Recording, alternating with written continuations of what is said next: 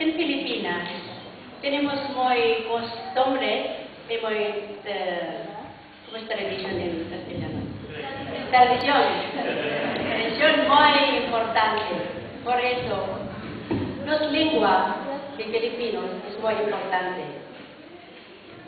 Vamos a cantar una canción que nosotros filipinos amamos mucho. Esta canción se llama Canción Patriótico, ¿no? Patriótico. Dice así: soy filipino, o somos filipinos, de corazón y de espíritu, un filipino nacido en nuestro país. Nosotros no somos acostumbrados a las lenguas extranjeras. Somos un filipinos con nuestra propia lengua. No soy el idioma nacional en el habla país nací en. Somos siempre deseos para que sea libre.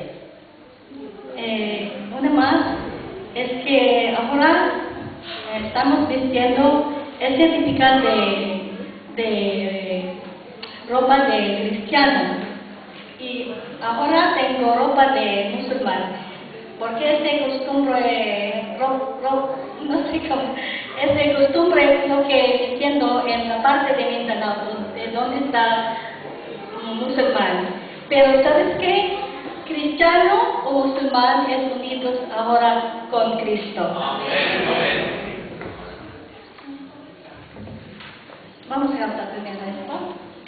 La canción titula Ako'y isang Pinoy. Soy una Filipino.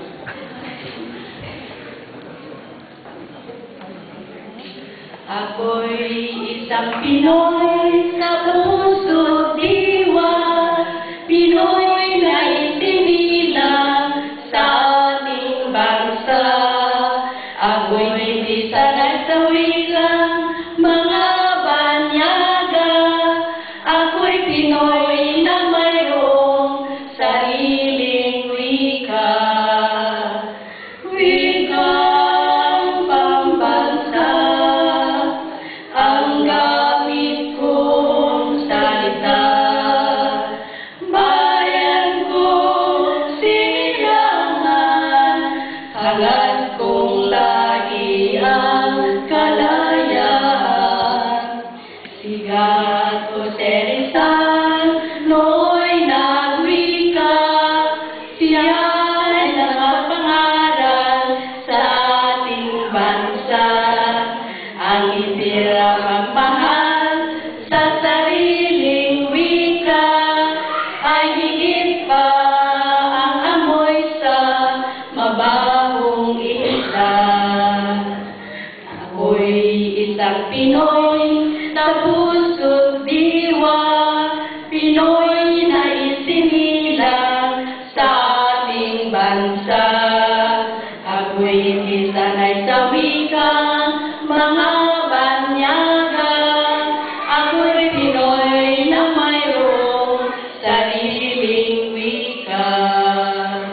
Wikang pambansa ang gamit kong salita. Bayan kong sinilangan, hangad kong lagi ang kalayaan.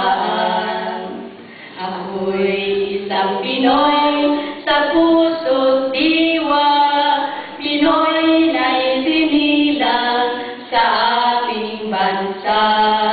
Ako'y hindi sanay sa wikang mga banyaga, ako'y Pinoy na mayroong sariling wika. Tenemos más una canción. Una más. No tenemos, estamos practicando, pero bueno, haciendo por Cristo. Una cosa, esta canción lo explicó, yo filipino sangre es noble, inherente en mi corazón como los ideales hermosos.